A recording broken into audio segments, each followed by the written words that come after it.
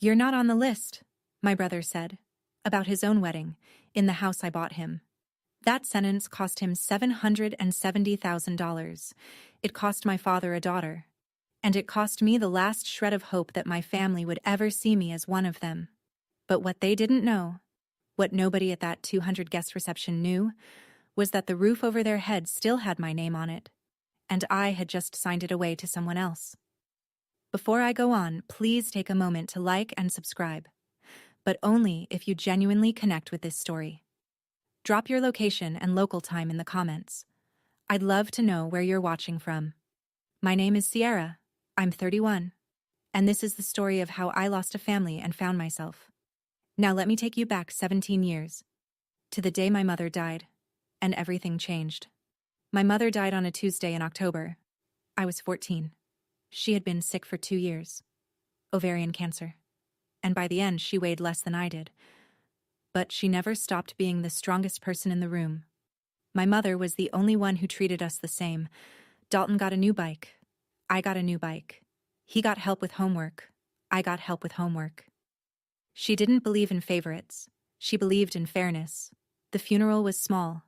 Gray sky. Wet grass. I remember the smell of lilies and mud.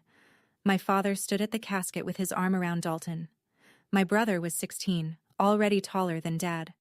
Gerald, that's my father, pulled Dalton close and said, loud enough for everyone to hear, "You're the man of the house now, son."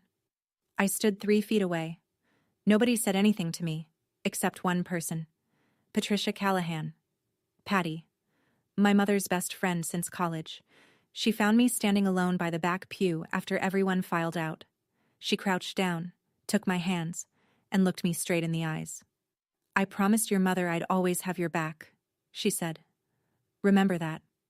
I nodded. I didn't understand what she meant. Not really. What I didn't know, what I wouldn't learn for years, was that my mother, in her final weeks, had asked Patty to become my legal godmother. She'd signed paperwork. Formal, binding, the whole thing. At the time, it seemed like a formality, a sentimental gesture from a dying woman. It wasn't. My mother knew something I didn't. She knew what my father would become without her there to balance him. And she was right about every single thing she feared. After the funeral, our house split into 2 worlds. Dalton's world had everything. A car on his 16th birthday. A used Mustang, but still. A college fund that Dad started topping up every month. Golf lessons at the club where Gerald's friends played. Weekend trips to look at campuses. A bedroom that got repainted twice. My world had leftovers. I asked Dad for money for textbooks my sophomore year.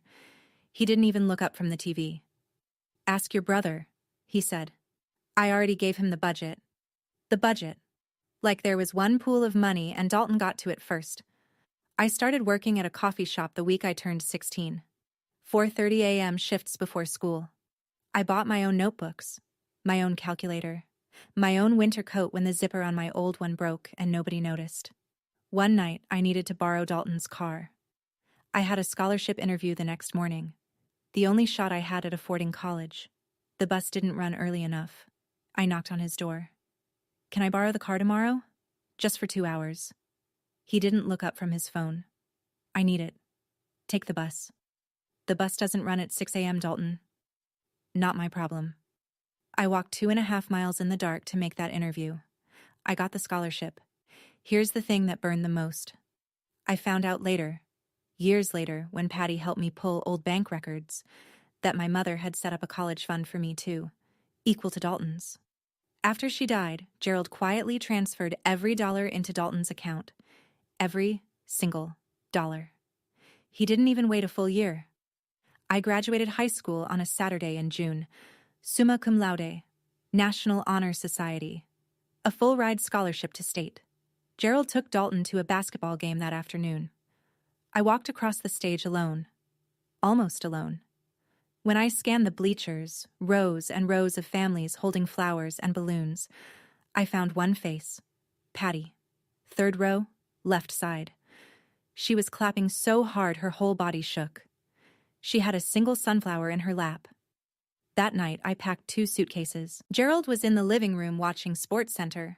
I walked past him with my bags and he glanced up. You leaving? Yes. Lock the door on your way out. That was it. No hug, no good luck. No, call me when you get there. Just lock the door. I rented a room above a laundromat in a college town 40 minutes away. I worked 2 jobs, coffee shop mornings, restaurant nights. I studied in between. I slept 4 hours on good nights. Patty offered to help me financially. She sat me down at her kitchen table with a checkbook and said, "Your mother left you something with me. Let me use it." I said no. "I need to do this myself, Patty. If I take your money, I'll never know if I can stand on my own." She put the checkbook away. She didn't argue. She just nodded and said, "You sound just like your mother." I got my real estate license at 22, my first sale at 23, my first 6-figure year at 26. 10 years after I locked that door behind me, I stood in front of a house worth $770,000, and I signed my name on the deed. But not for me. The call came on a Wednesday. I hadn't heard from Gerald in almost 3 years. No birthday calls, no Thanksgiving invites, no, "How are you?" Nothing. Then, out of nowhere, "Sierra, it's your father." He didn't ask how I was. He didn't ask about my job, my health, my life. He got straight to the point. "Your brother needs a place. He's getting serious with a girl from a good family. He can't be renting some apartment. Help him out." Not, "Would you consider?" Not, "If you're able." Just, help him out. Like I was the family handyman and a faucet was leaking. I was 29. I had closed over 40 deals that year. I had savings. I had a reputation. I had built every single piece of my life with no help from the man on the other end of the phone. And still, some part of me thought, maybe this time, maybe if I do this, they'll see me. Maybe if I give enough, I'll finally be enough. So I bought the house. A 4-bedroom colonial in a nice suburb, new roof, big yard, $770,000. I kept the deed in my name. That was the one thing I did right, and it wasn't even my idea. Patty sat across from me the day I told her. She didn't yell. She set her coffee cup down slowly and said, "You're buying his love, Sierra. It doesn't work that way." "I know," I said. "Do you? Just promise me you'll keep a copy of the deed." She took the papers. She looked at me the way you look at someone walking toward a cliff who won't stop. "Keep your name on that deed, Sierra. Promise me." I promised. Dalton moved in a week later. He never once asked whose name was on the paperwork. It started small. So small I almost didn't notice. Thanksgiving, the first year after Dalton moved in. I called to ask what time dinner was. He said, "Oh, Nicole's family is coming this year. We don't really have enough chairs. Maybe next time?" Next time. Christmas. "We're heading to the Ashfords this year. Their place is bigger. You know how it is." Gerald's birthday in February. "It's just a small dinner. Didn't want to make a big deal." Every time, a reason.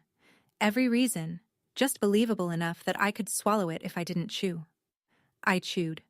Dalton was dating Nicole Ashford. Her family had money, real money, country club, charity galas, last name on a hospital wing. Nicole was sweet, from what little I heard. Dalton was performing the role of his life, the devoted son from a small, close-knit family. The kind of man a girl like Nicole could bring home to her mother. And I didn't fit that story. He started editing me out. Slowly, carefully, like someone airbrushing an old photo. I found out how far he'd gone on a December night, scrolling through Nicole's Instagram. There it was. A photo of Dalton, Gerald, Nicole, and her parents, standing around the dining table in my house. Christmas garland on the banister I'd picked out. Candles on the mantel I'd paid for. And the caption, "Family Christmas at our home. Just us. A small family. And that's all we need." Our home? Small family. I stared at that photo for 30 seconds. Then I screenshotted it and saved it to a folder I didn't have a name for yet. I didn't know why I was saving it. Something in my gut told me to. Something that sounded a lot like my mother's voice. The phone call that changed everything wasn't from Dalton. It wasn't from Gerald. It was from Rachel Park, a colleague at my brokerage. We'd closed a dozen deals together. She knew her stuff. And she knew how to listen.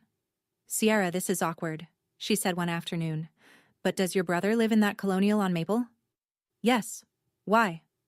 "Because someone fitting his description came into a consultation with Jim Bowden's firm last week, asking about adverse possession." My stomach dropped.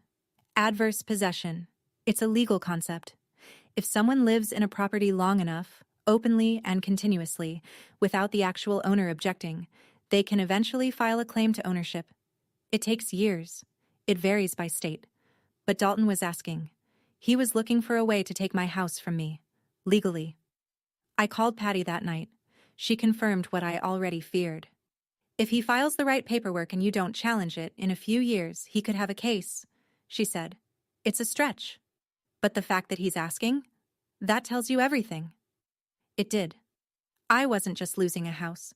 I was losing the fiction I'd built.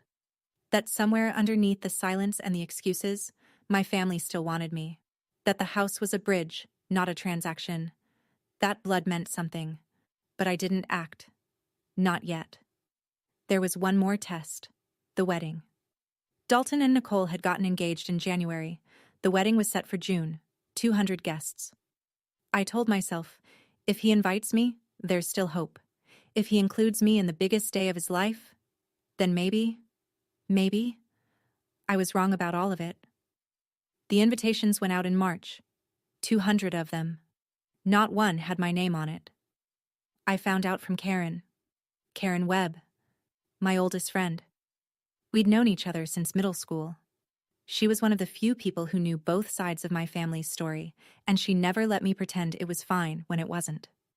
She called on a Thursday afternoon, cheerful, clueless. "Hey, I got the invite. So are you doing a speech or anything? Maid of honor?" The silence lasted 6 seconds. She figured it out before I said a word. "Sierra, you got an invite, right?" "No." "You're kidding." "I'm not." She texted me a photo of the invitation. Thick cream cardstock, gold embossing. Dalton Andrew Mercer and Nicole Elizabeth Ashford. June 15th, 200 guests. Reception to follow at the couple's home. The couple's home. My house. I called Dalton. It rang 4 times and went to voicemail. I called again. Same thing.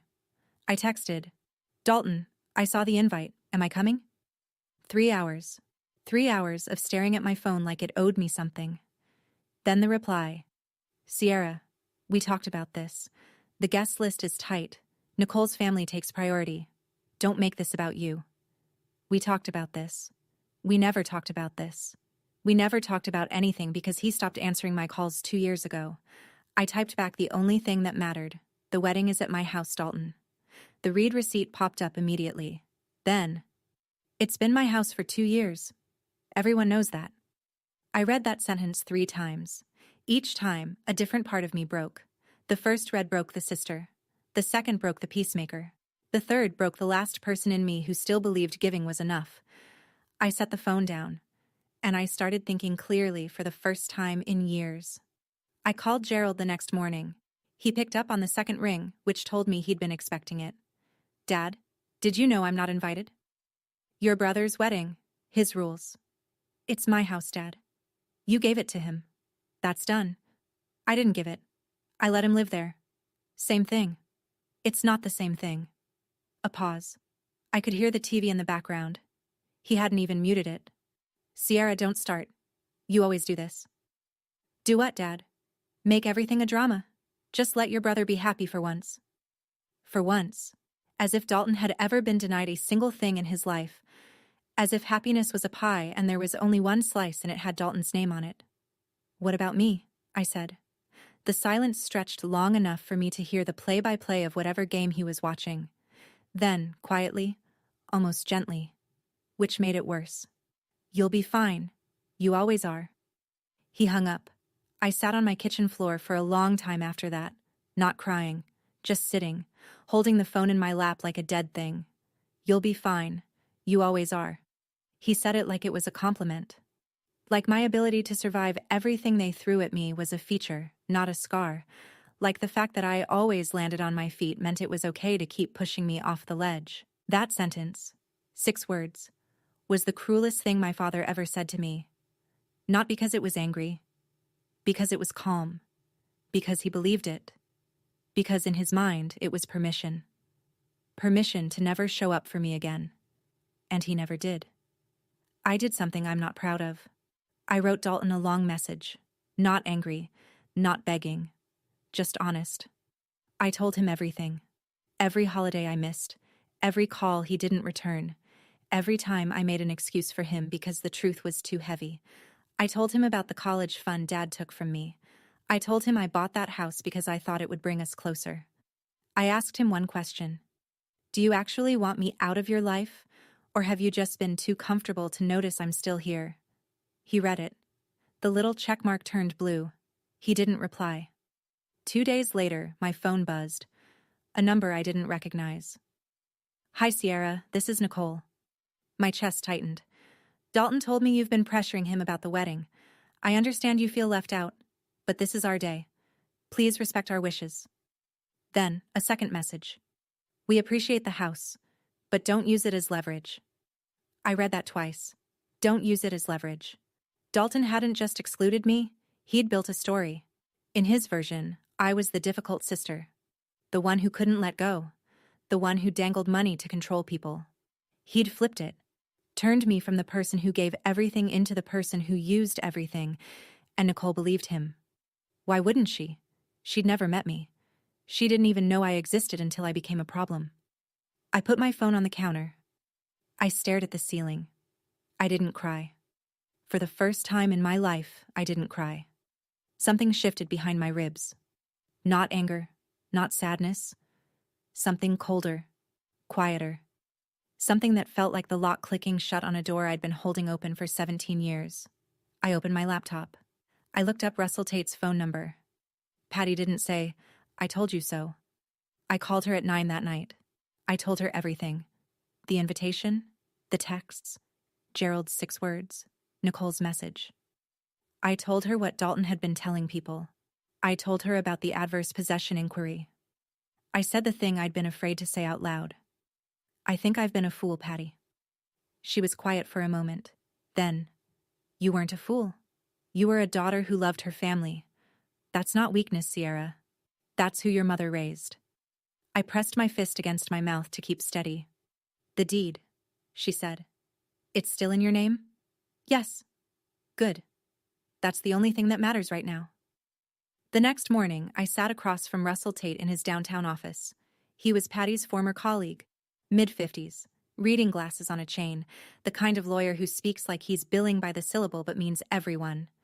He reviewed the documents for 20 minutes. Deed, property records, tax filings, all in my name. No lease agreement with Dalton. No rental contract.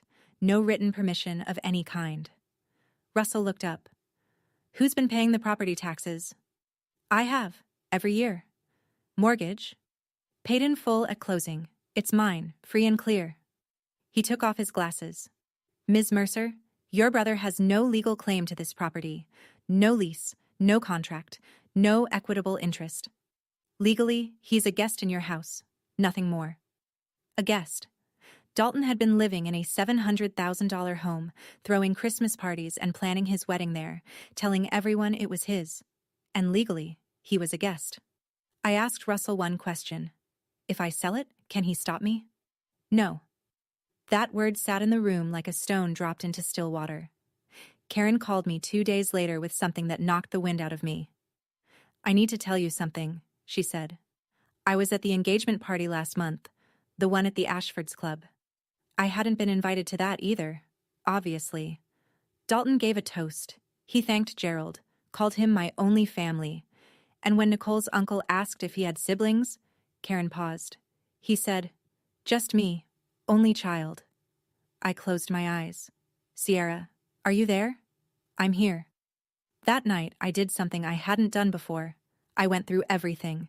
Nicole's social media, Dalton's, every photo, every tag, every comment from the past 2 years. Nicole's feed.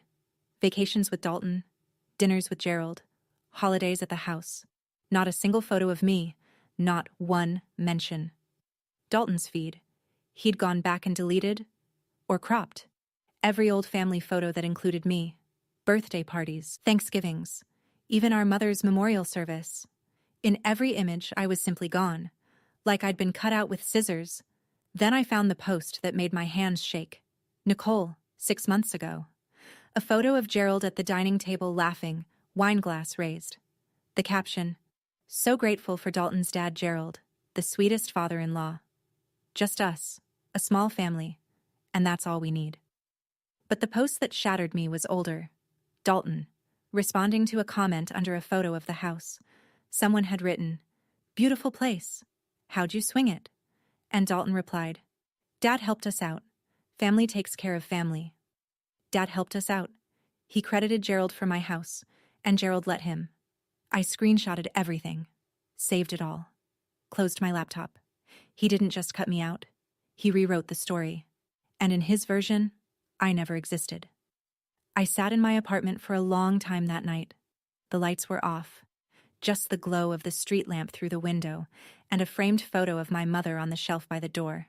She was 31 in that photo, my age now, holding me as a baby, smiling like the world made sense. I thought about what she would say if she could see this. All of it. The house, the silence, the cropped photos, the lies. And I heard her voice. Not literally, but the way you hear someone you've loved so deeply that their words live inside your bones. Don't let anyone tell you you're not worthy. I picked up the phone. I called Russell. List the house. A pause. You're sure? Once it's done, it's done. I'm sure.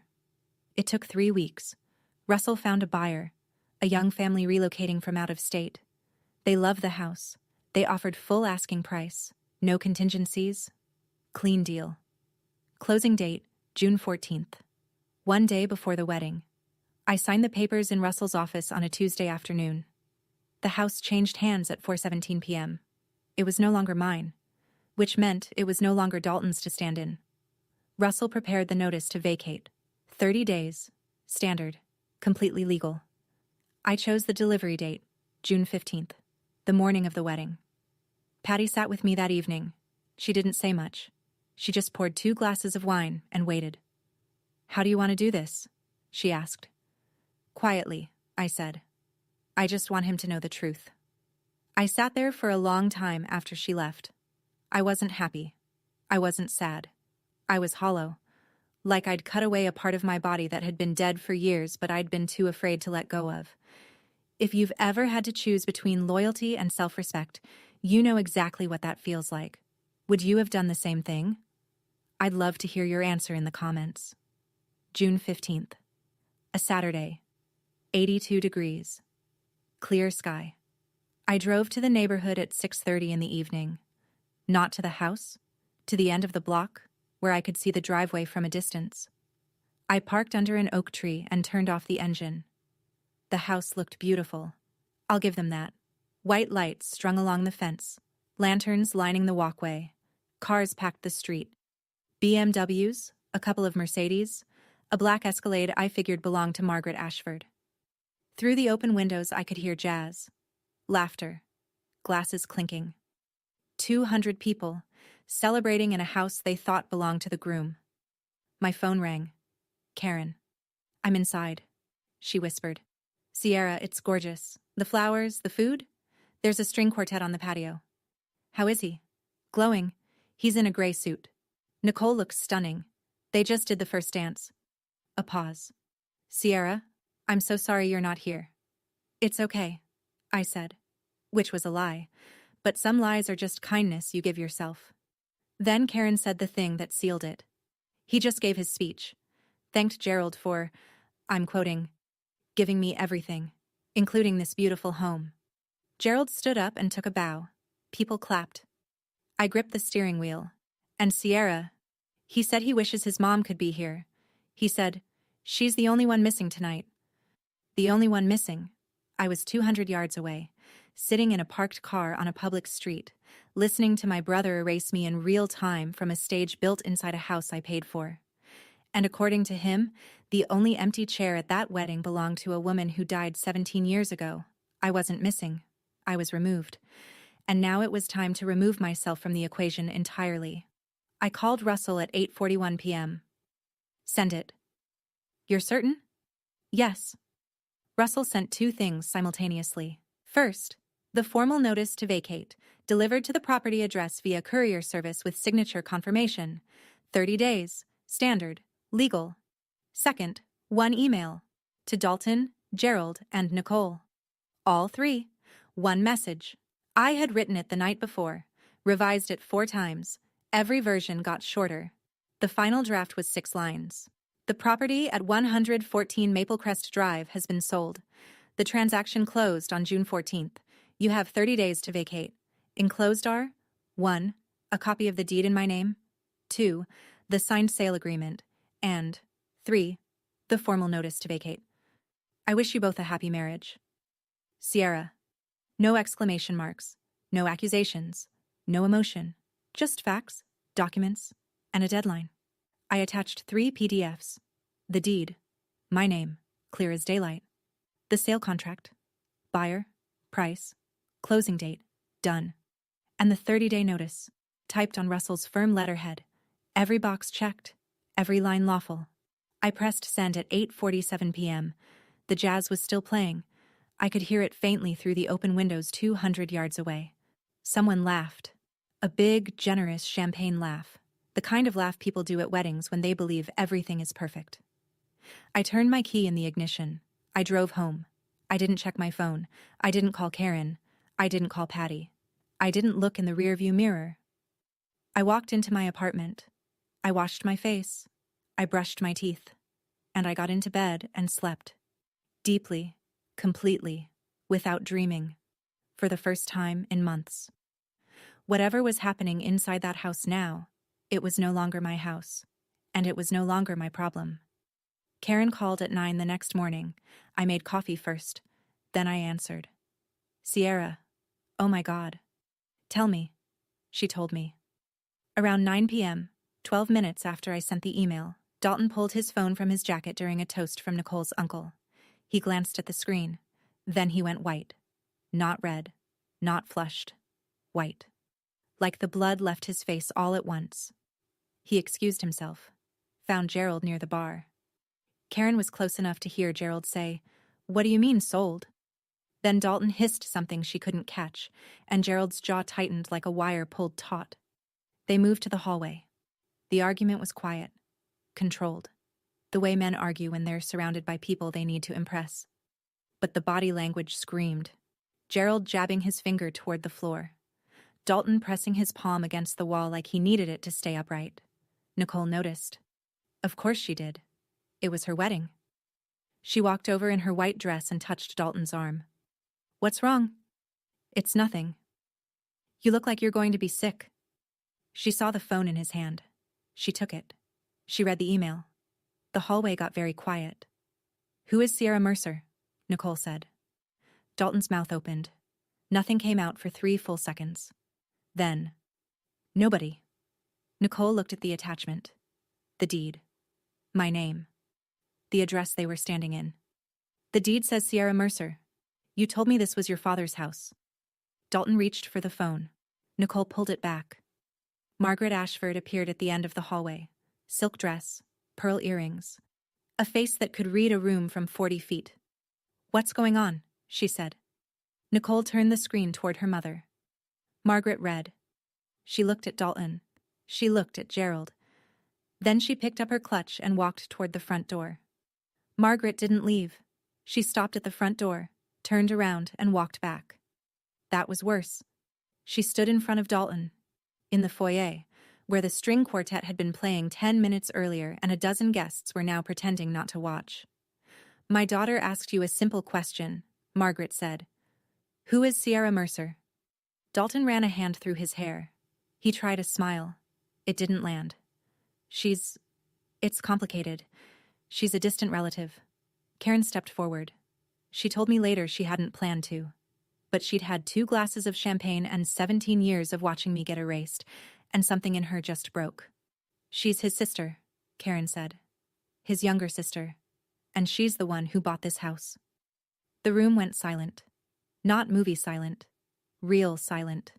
The kind where you can hear someone's shoe shift on the hardwood floor.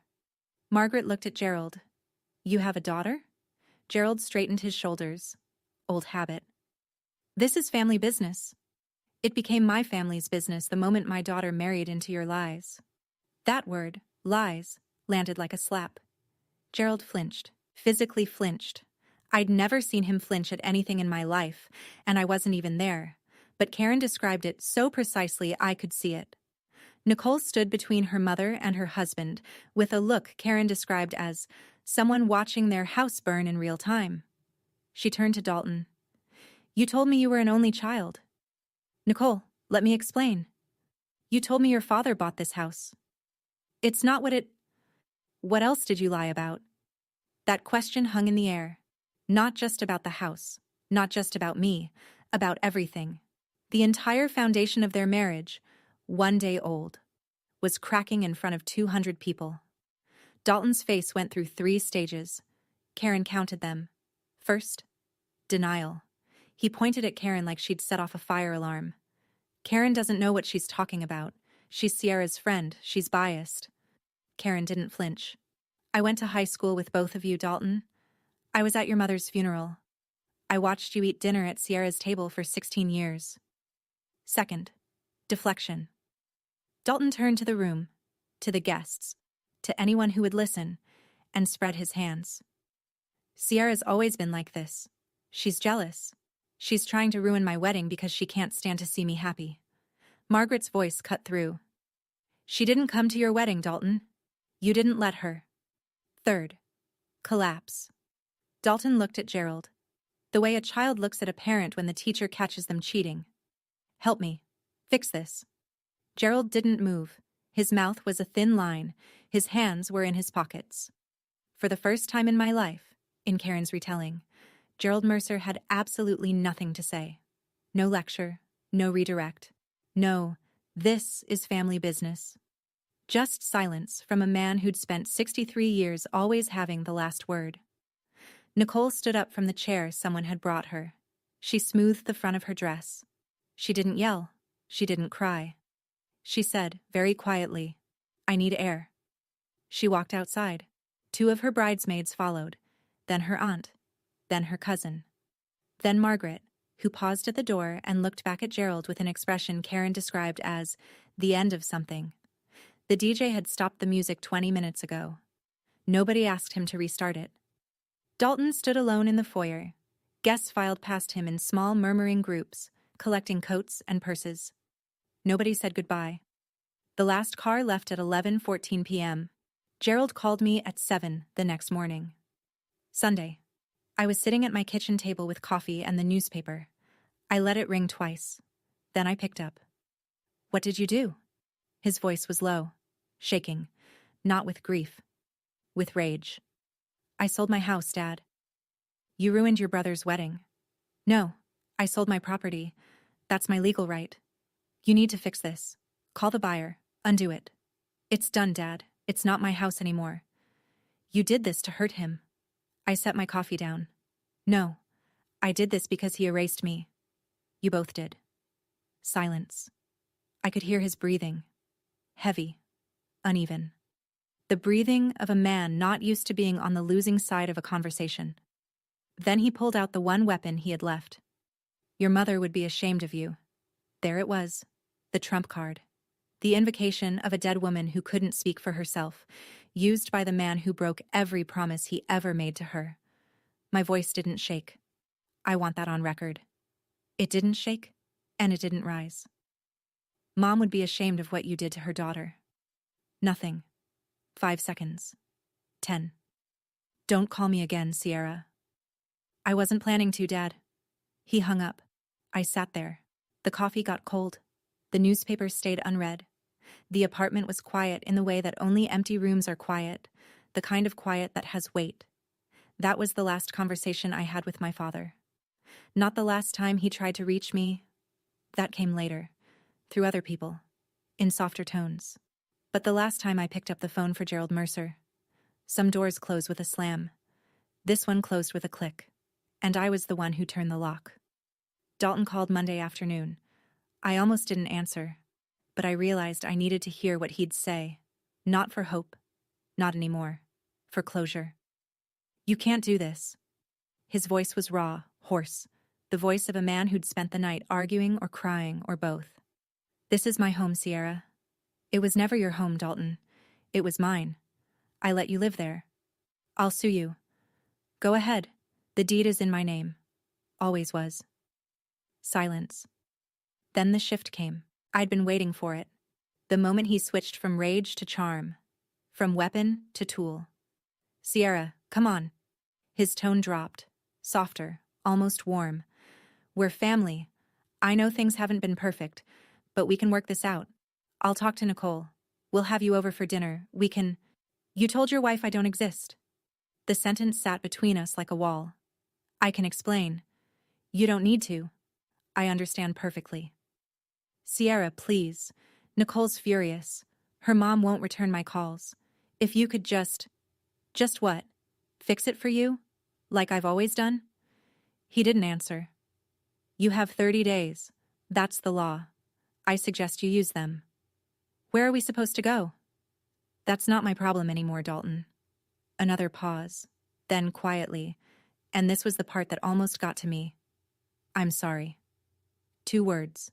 17 years late. Sorry for what? I asked. And he couldn't answer. He literally couldn't name the thing he was sorry for. Because naming it would mean admitting it happened, and admitting it happened would mean he wasn't the victim. Goodbye, Dalton. I hung up. My hand was steady. My chest hurt, but my hand was steady, and that mattered more. Russell called Wednesday morning to confirm what I already knew. Sale is fully recorded, title transferred, funds deposited into your account. A pause. It's done, Sierra. Clean and legal. Clean and legal. 3 words that somehow felt heavier than the $770,000 sitting in my bank account. Dalton hired a lawyer. Of course he did. Gerald probably paid for it. But it didn't matter. Russell told me later, secondhand, through a colleague, that Dalton's attorney reviewed the documents for about 15 minutes before delivering the verdict. You don't have a case. She owned the property. There was no lease, no rental agreement, no written arrangement of any kind. You have no legal standing.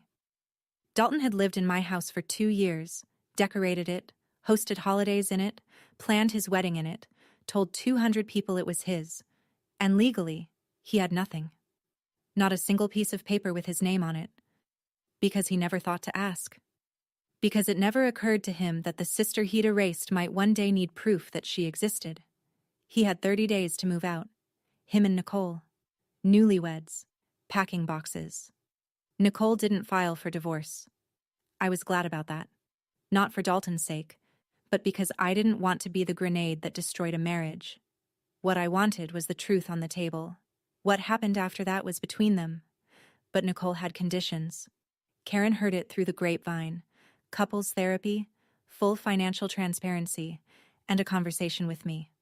The last one was up to me. Nicole reached out through Karen. Tell her I appreciate the offer, I said. But not yet. Maybe not ever. That's my choice.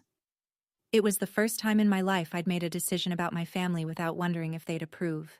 It felt like breathing after holding my breath for 17 years. Here's the thing about 200 witnesses. You can't put the truth back in the bottle. Within a week, the story had traveled through every circle Dalton and Gerald had spent years carefully curating. The country club, the neighborhood, Gerald's golf foursome, Nicole's sorority sisters, Dalton's co-workers. The version varied depending on who told it, but the bones were always the same. The groom's sister bought him a house, got erased from the family, and sold the house on the wedding day. Every retelling ended the same way. A low whistle or a slow shake of the head. Margaret Ashford told her book club. Karen confirmed this. Margaret's exact words. Reportedly, if he lied about having a sister, what else is he hiding? That sentence traveled through the Ashford social circle like a brush fire. By the end of the month, Dalton had gone from great catch to the one Margaret's daughter should have vetted. Gerald took it hardest in public. His golf friends, Men he'd known for decades, started asking questions he couldn't answer. One of them, a retired judge named Walter, said it to his face over lunch. "You froze out your own daughter, Jerry? The one who bought the boy his house?" Gerald left the restaurant before the check came. Karen heard that story third hand. But I believe it, because Gerald's entire identity was built on being a respectable man, a good father, a provider. And now the people he respected most were looking at him and seeing someone else. Dalton and Nicole moved into a 2-bedroom apartment across town. No yard, no string lights, no patio for a string quartet. The house on Maple Crest Drive, my house once, now belonged to the Brennan family. Young couple, 2 kids. They repainted the front door red. I drove by once. Just once. The red looked nice. Patty told me about it a week later. She'd asked Gerald to meet her at a coffee shop downtown. Public place. Neutral ground. He came, which surprised her. He looked older, Patty said. Like 10 years had hit him in 10 days. She didn't ease into it. Patty never did. "Linda asked me to watch over Sierra. You know why? Because she knew you wouldn't." Gerald's hand tightened around his coffee cup. "Don't bring Linda into this. Linda is in this. She was always in this. She saw what you were doing before she died. She told me." "She told you what?" "That you'd already picked Dalton. That you'd already decided Sierra was second. She made me promise. Not just to watch over that girl, but to be ready. Because she knew." Gerald stared at the table. Patty said his jaw was working, the muscles moving like he was chewing words he couldn't swallow. "She didn't ask me to be Sierra's godmother because of tradition, Gerald. She asked me because she was afraid of what you'd do to that girl when she wasn't there to protect her." She paused. "And she was right." Gerald stood up. He didn't push the chair back, he just rose, like a man leaving a church pew. He put a 20 on the table. He walked out without turning around. "Patty called me that evening. Her voice was steady but soft, the way it gets when she's been carrying something heavy and finally sets it down. I said what your mother would have said. The rest is up to him." I held the phone against my ear for a long time after we hung up. My mother had been dead for 17 years, and she was still protecting me. Some people leave instructions. My mother left a shield. People always ask about the money. $770,000 is a lot of money. They want to know if I kept it, if I spent it, if it felt like winning. It didn't feel like winning. It felt like a refund. I paid off my remaining student loans, the ones I'd taken out because my college fund was drained before I ever saw $1 of it. That felt right. That felt like closing a circle. Then I sat down with Patty and Russell and we built something. The Linda Mercer Foundation, a scholarship fund for young women who lost their mothers early and were trying to make it on their own. Not just college tuition, but licensing fees, certification costs, first month rent deposits. The practical things that nobody thinks about when they say, "Just work hard and you'll be fine." I didn't name it after myself. I named it after the woman who saw 17 years into the future and made a plan to protect a daughter she wouldn't live to raise. Patty handled the legal setup. Russell did the paperwork. I funded it with 1/3 of the sale proceeds. Not a press release, not a gala, not a social media post. Just a form, a bank account, and a mission. With what remained, I bought a house. A small one, 2 bedrooms, a porch, a kitchen window that faces east so the morning light comes in while I drink my coffee. The deed is in my name. Only my name. The day I moved in, I unpacked one box before anything else. Inside was the framed photo of my mother. The one where she's 31, holding me, smiling. I set it on the shelf by the front door. So she's the first thing I see when I come home. This time, I said to the empty room, I bought a house for myself. 3 months passed. Dalton and Nicole stayed together. I heard through Karen that Nicole had laid down her terms, therapy every week, no exceptions, full financial disclosure, every account, every debt, every dollar. And an honest conversation about his family. All of it. No edits. Dalton agreed. Whether he followed through or not wasn't my concern anymore.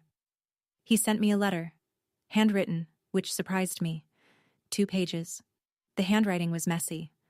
The kind that comes from writing fast because you're afraid you'll lose your nerve. He didn't apologize. Not exactly. He said, I know I messed up. He said, I don't know how to fix this. He said, Nicole keeps asking about you, and I don't know what to tell her because I don't know you anymore, and that's my fault. I read it twice. I folded it and put it in the drawer of my nightstand. I didn't write back. Not because I hated him, because I wasn't ready. And for the first time in my life, I let not ready be a complete sentence. Gerald didn't reach out. No letter, no call, no message through anyone. Just silence. The same silence he'd given me my whole life. Except now it was the only language he had left. I didn't wait for him. I was done waiting. Thursday nights became my anchor. Patty and I had dinner every week. Her place. My place. The Italian spot on Elm where the owner knew our orders by heart. Sometimes Karen joined. Sometimes Russell came with his wife. We'd eat. We'd talk. We'd laugh about things that had nothing to do with Dalton or Gerald or the house on Maple Crest. This was my family now. Not the one I was born into. The one I built. And no one at that table ever made me prove I deserved a chair. I'm standing on my porch as I finish telling you this. It's a small porch. Just big enough for 2 chairs and a planter I keep forgetting to water. The house behind me is nothing special. But the deed is in my name, the mortgage is paid, and nobody inside it has ever told me I don't belong. I used to think family meant sacrifice, that if I gave enough money, enough patience, enough silence, the people who shared my blood would eventually see me. I was wrong. Not about the giving, about who I was giving to. I didn't sell that house out of anger. I sold it because I finally believed that I was worth more than a guest room in my own life, that I deserved a seat at the table.